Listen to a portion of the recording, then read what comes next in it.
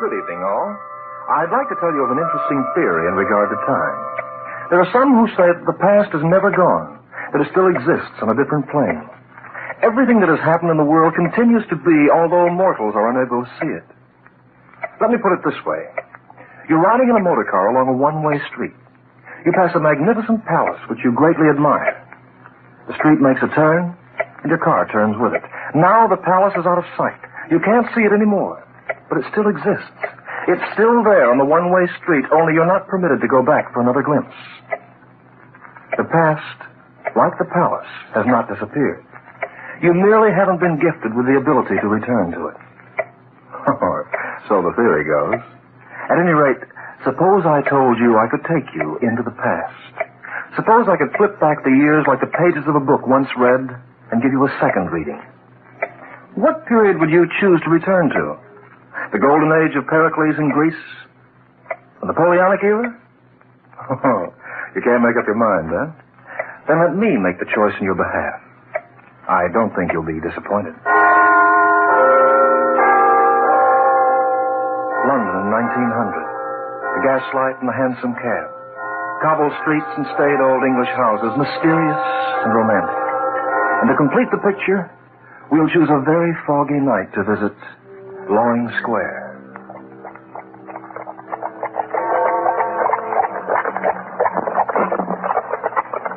Well, we're here, Lily. Oh, help me down, Frederick. Of course.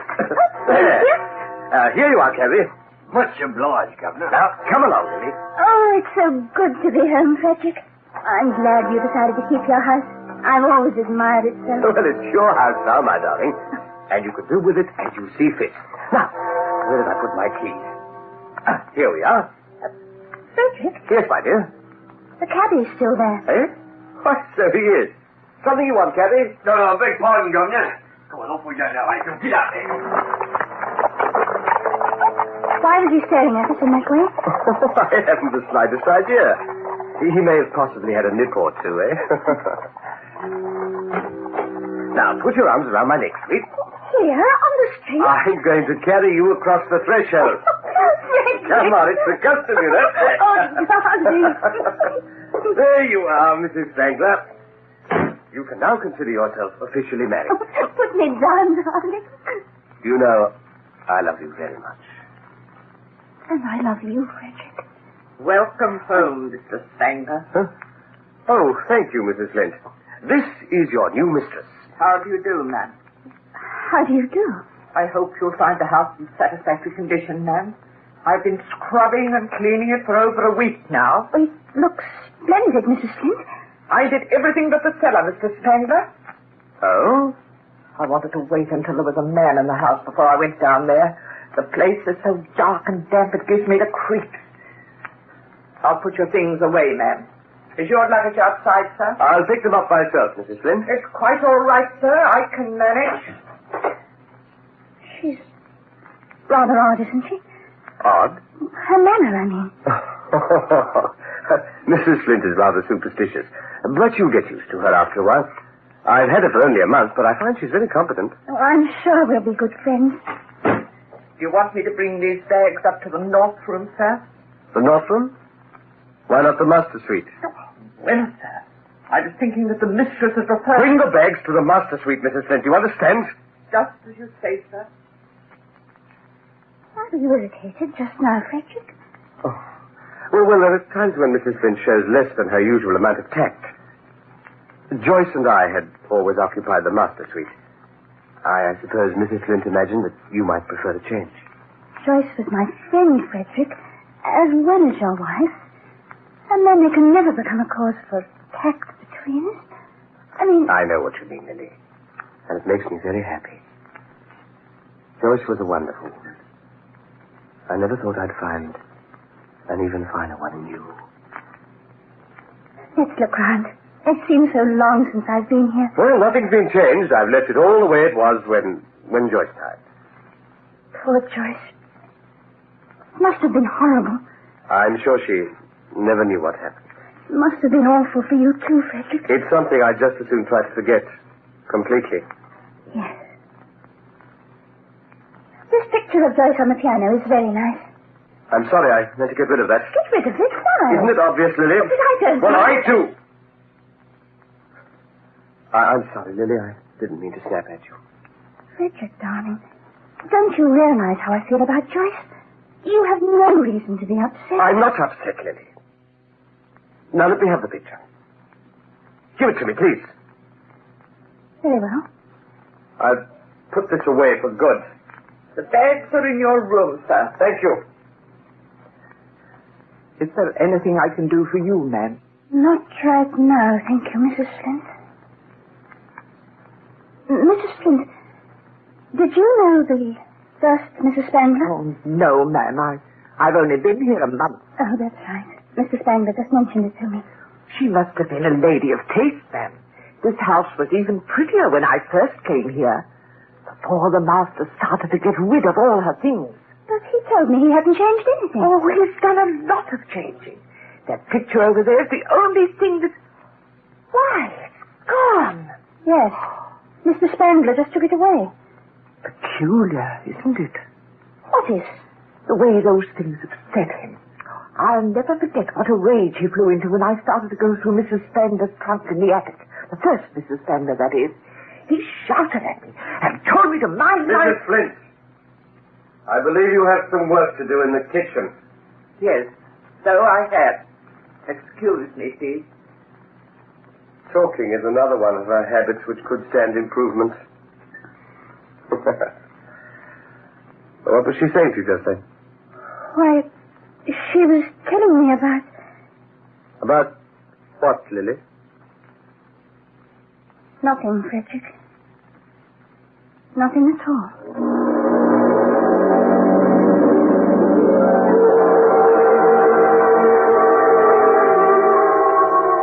Come in. Good morning, ma'am. Oh, good morning, Mrs. Flint. I brought your breakfast. Oh, that was very sweet of you. Mr. Spangler left the house over half an hour ago.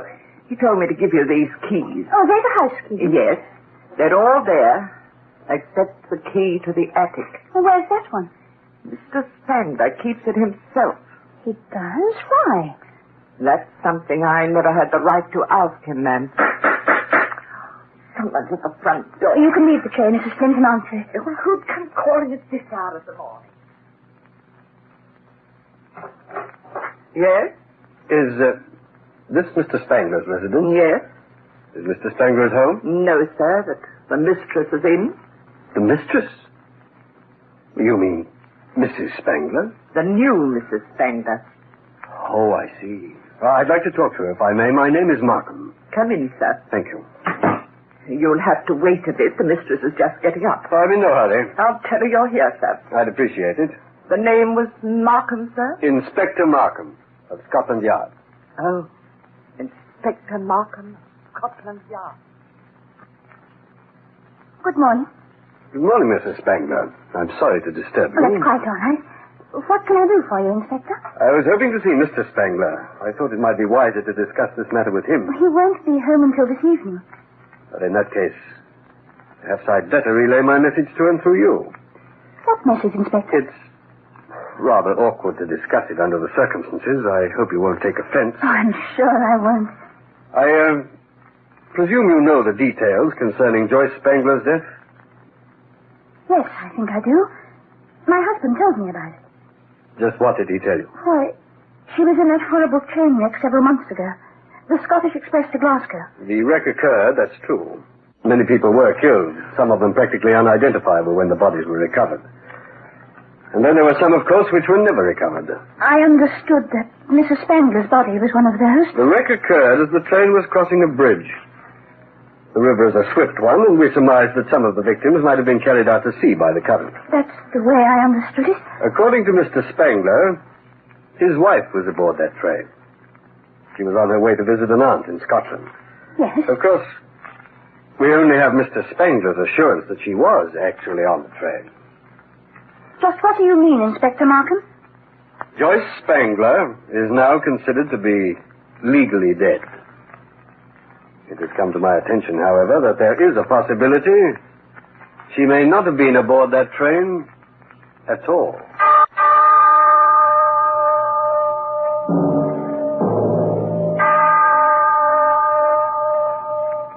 good evening, sweet. Good evening, Frederick. Everything go well with you today? I had a visitor. Actually, he wanted to speak with you. Oh, a visitor. An Inspector Markham from Scotland Yard.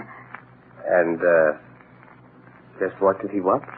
I think you'd better see him, Frederick. It's rather important. But what did he have to say? He told me there was a possibility that Joyce was still alive. He told you that? Of course, I know it's ridiculous. How does the eminent inspector from Scotland Yard reach that rather startling conclusion? Doesn't it upset you? Upset me? Why? Well, we are... I mean, you and I... My first wife is legally dead, Lily, and you and I are legally married. The inspector from Scotland Yard is an idiot. Frederick, you can prove that Joyce is dead, can't you? Naturally I can. There's nothing to be upset about. The most idiotic blunder I ever heard of. And Inspector Markham's superior shall hear about it from me. He also asked me a few other questions I couldn't answer. In regard to what? Joyce's estate. What did he say about Joyce's estate? He wanted to know how much money she left and to whom the house belonged. Before her death, of course. I see. I told him I believed the house was yours and that as far as I knew, Joyce left no money. It was only a guess, but I was right, wasn't I? You were wrong, Lily. Wrong? It's something that's too obvious to hide. Besides, what have I to hide? You mean... I inherited the house and £50,000 in cash when Joyce was killed.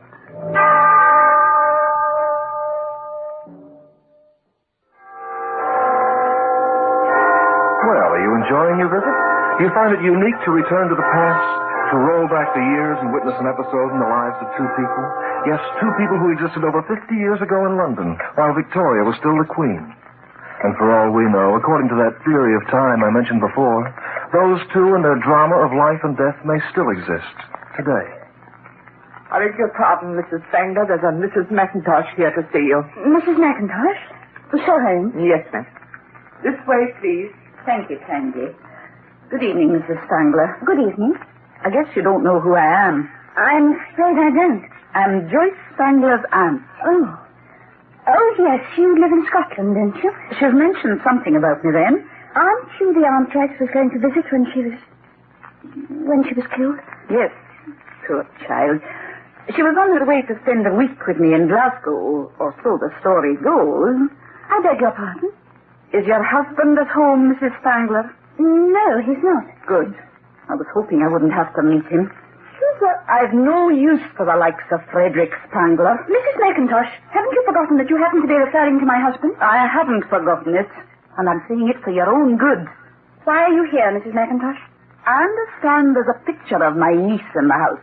A picture I should be pleased to have, if it's all the same to your husband. If you ask him for it, perhaps he'll give it to you. I've no intention of asking him. I'd like you to do that, and send it home to me, if you will. I want no part of your husband in any shape or form, as the saying goes. If you please, Mrs. McIntosh. You needn't be offended.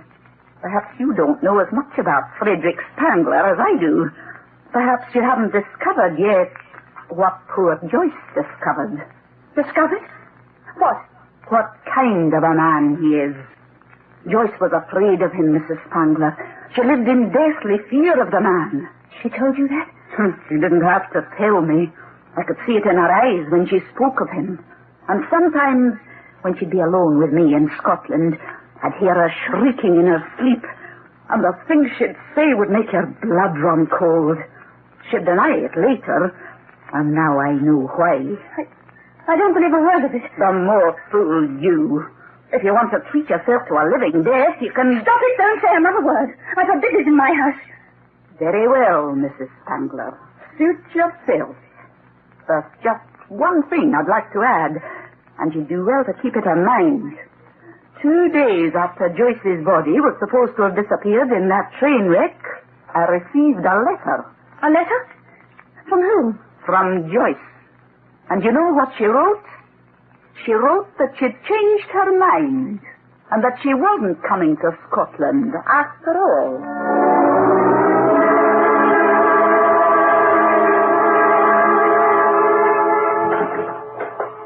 Lily, my dear, are you asleep? No, Frederick. I'm still awake. I won't turn on the light and disturb you. Did you see the inspector? Yes. What happened? Nothing. What did he say to you? It was merely routine. Frederick, you're holding back. Don't talk like a child, Lily. It irritates me. I'm not holding back a thing. The incident is over. Let's forget it. It isn't altogether over, Frederick. What do you mean? Mrs. McIntosh arrived in London today. What did you want? A picture of Joyce. She'll whistle for that picture before she gets it from me. Why don't you send it to her, Frederick? Because I'm not interested in doing Mrs. McIntosh any personal favors. Is that clear? Frederick, you've never talked like that before. Oh, I'm sorry, darling. Terribly sorry. Oh, Lily, forgive me. Please, don't kiss me. Very well. Just as you say. Frederick, What is it now? Mrs. McIntosh said... She said... Well, out with it. She told me she'd received a letter from Joyce just after the accident. A letter? The letter said that Joyce had changed her mind. That she'd decided not to go to Scotland after all. So that's what the inspector was up to, blast him. Bridget. The old owl must have shown in that letter. What does it mean? Nothing. Joyce had changed her mind. But I persuaded her to go anywhere she'd planned. I see. You believe me, don't you? I asked if you believed me, Lily. Of course. Of course I believe you. Well, then there's nothing to worry about. So long as you believe me. Nothing in the world to worry about. Go to sleep now, Lily. Pleasant dreams.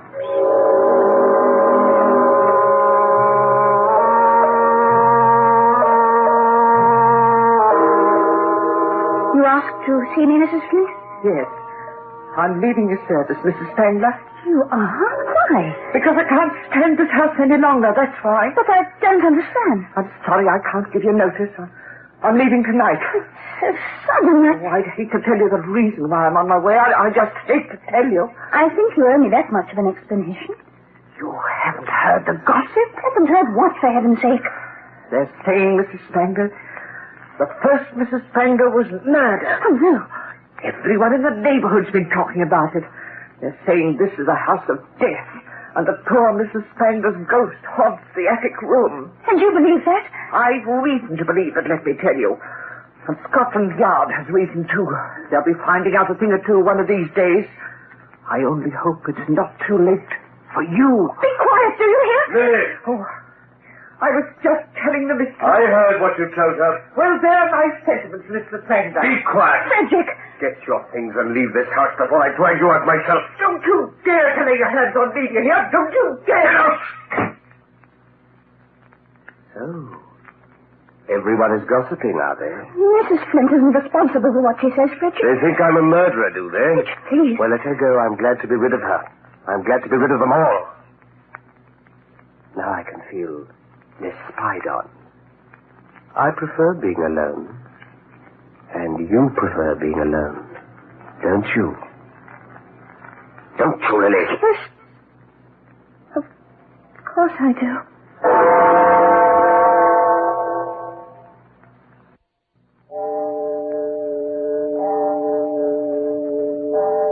For some, the hands of the clock moved quickly. But for Lily, each minute seemed an hour. It's 10 o'clock, Lily. Yes. I think I'll turn in. Are you coming? No, I'll stay up a while. Aren't you tired, Lily? No. Don't lie to me, Lily. Lie to you? I don't trust you, do you hear? I don't trust anyone anymore. You're all spies and you're all against... What are you saying, Frederick? Lily, is it the attic that bothers you? The attic? Is it because I keep the key to the attic and you've never been inside? I haven't even thought about it, Frederick. You're lying again, Lily. No, I'm not. I said you're lying! Shut up! Next time you lie to me, my darling, I'll close my hand when I strike you. How dare you? I'm your husband. I'm getting out of this house. Oh, no, you're not, my dear. Let go of my arm. First, I want to satisfy that curiosity of yours. What do you mean? You and I are going to visit the attic, Lily. Now.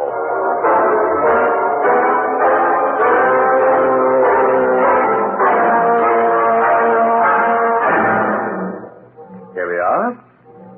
Shall you open the door, or shall I? Let me go, Frederick, please. Here we are, Lily.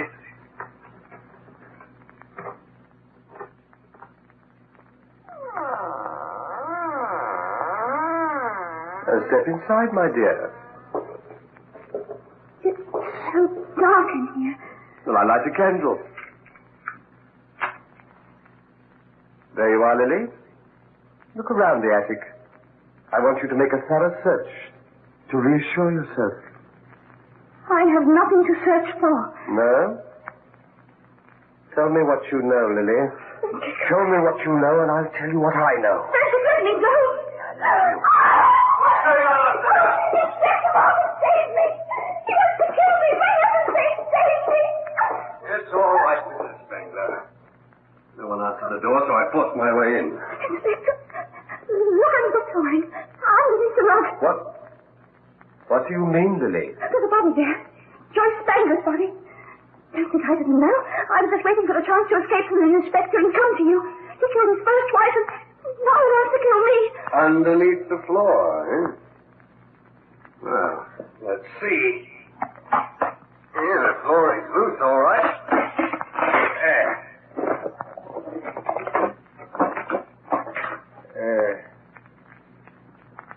When did you discover this, Mrs. Spangler? Yesterday. But the whole neighborhood knew about it before I did. They must have been psychic, Mrs. Spangler. As you seem to be. What? Take a look under the flooring, Lily. Isn't there? No.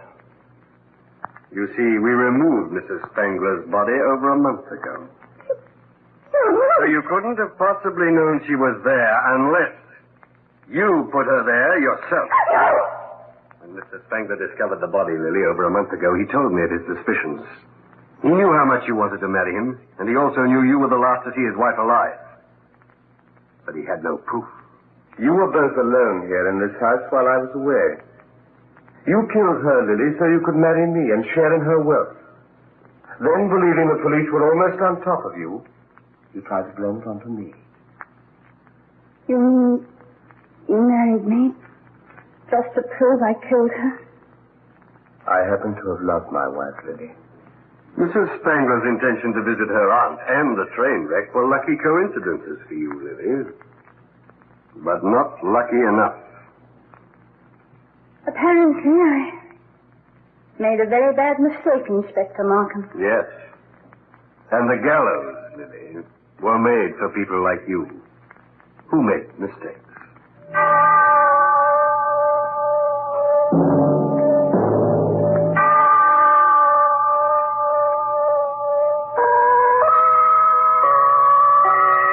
Over 50 years ago is a long, long time. And yet, couldn't it have happened today?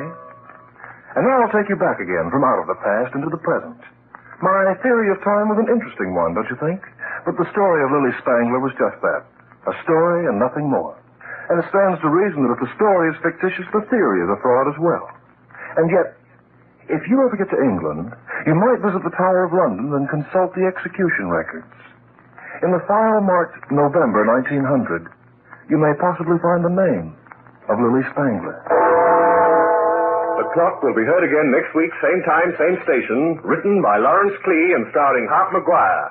You heard Coralie Neville and Richard Davies as Lily and Frederick. Also in the cast were Dorothy Dunkley, Nigel Lovell, Winifred